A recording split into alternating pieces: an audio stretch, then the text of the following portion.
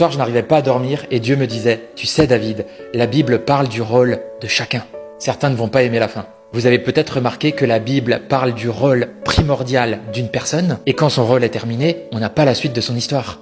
Par exemple, on parle de Dieu dans sa trinité du début à la fin. On peut voir l'Esprit de Dieu qui se mouvait au-dessus des eaux au moment de la création, puis l'Esprit descendre sur les prophètes, ensuite l'Esprit viendra sur Jésus lors de son baptême et il reviendra encore dans les disciples lors de la Pentecôte. Le Verbe, la parole de Dieu, est également là dès le début, lors de la création. Les prophètes parlent de lui pour l'annoncer. Ensuite, il sera fait chair et descendra parmi les hommes. Puis on parlera encore de lui jusqu'à l'Apocalypse, car il reviendra sauver l'humanité. Par contre, vous avez remarqué que lorsque Jésus était sur terre, on ne parle pas de ses 30 premières années de vie?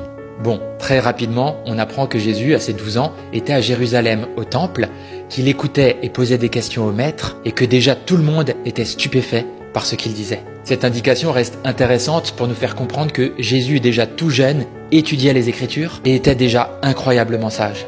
Mais à part ça, rien d'autre. Pourquoi ?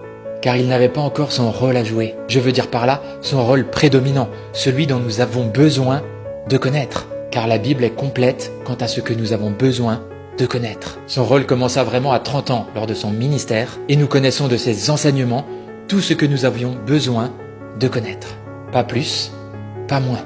On n'entend pas non plus vraiment parler des disciples de Jésus avant qu'il ne les recrute. Même Matthieu, qui a été recruté par Jésus et qui a écrit l'Évangile selon Matthieu, n'a pas écrit grand-chose sur sa vie avant que Jésus ne le recrute. Car son rôle dont nous avons besoin d'avoir connaissance commence lorsque Jésus l'a recruté.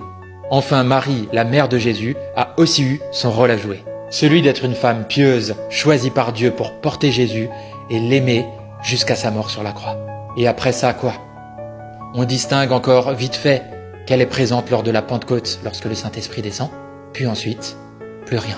On n'entend plus jamais parler d'elle. Pourquoi ? Car son rôle était terminé. On n'a pas besoin d'en savoir plus. Son rôle a été de porter Jésus et de l'aimer. Pas moins, pas plus. Soyez bénis.